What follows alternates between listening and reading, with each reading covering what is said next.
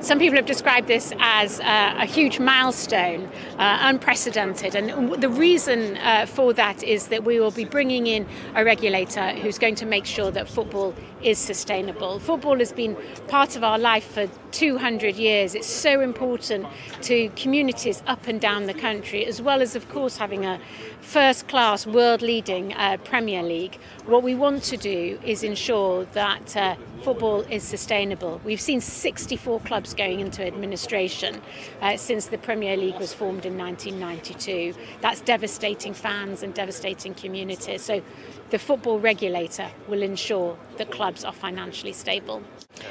What we want to do is to make sure that the Premier League and the EFL come to a decision on the distribution of money through the pyramid. But in the event that they don't do so, and unfortunately haven't done to date, the regulator will be able to step in and ensure that the distributions are made. I really hope that the leagues come to a deal themselves. It's really important that football comes to its own arrangements. That must be the best outcome. I've been pressing both the Premier League and the EFL for some time to come to a deal, and I was really disappointed with the news last week. We are doing this at a pace. I've been in post for a year, and in that year you've seen a white paper, a response to a white paper, the drafting of this legislation, and today the introduction of that legislation onto the statute books in Parliament. We are introducing it into Parliament. That is a significant pace in my experience. And we're not standing still. So we've already appointed the Chief Operating Officer of the regulator. We'll be recruiting soon, advertising for the chair. So we're trying to move things along as quickly as possible. We're not waiting for the legislation to pass through the House of Commons. We want to make sure that the regulator is up and running as soon as possible. What we don't want to do is the regulator to duplicate what is already happening in leagues and happening well. And what the legislation sets out is very much an advocacy-first approach, where the leagues will, the regulator will work very closely with the leagues to make sure that everything is handled well and there is limited duplication.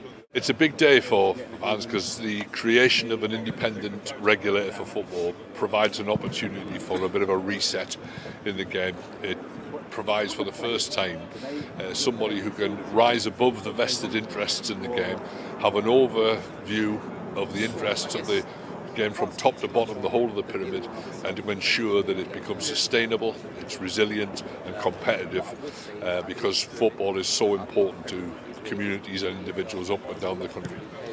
The immediate trigger for the fan-led review was the demise of Bury, a club going out of business with a devastating effect in its community, and then the creation of the European Super League, where the billionaire owners of half a dozen clubs were prepared to hold a ransom for their own game, the whole of the traditions of the sporting basis, the competitive basis of the whole of the sport.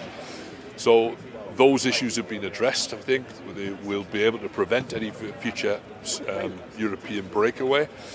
But there'll also be financial monitoring, real-time monitoring of the situation of football. There'll be encouragement to distribution of the wealth of football throughout the pyramid to support clubs right from grassroots level upwards. And also there'll be a built-in voice for fans in the running of their club. They'll be able to find out what's going on. The owners will be required to share with them information about the strategic direction and get a fan input into that. So taken all together with the financial controls to stop profligacy and too much debt being loaded into the club, we should have a much more sustainable future for the game. Good clubs have always had fan engagement, they've always encouraged participation. There's some really good examples of that having to be done without coercion. The crucial thing about the regulator is that the club licence system will require clubs to do that. The good clubs have got nothing to fear from that. Clubs who have had not such a healthy relationship with the fans are going to have to get their act together. It's going to be a requirement, it's not an optional extra. And that's one of the beauties of having regulation done independently rather than just those stakeholders themselves, the owners of the clubs, deciding what rules they want to abide by. This could be a lot more stringent.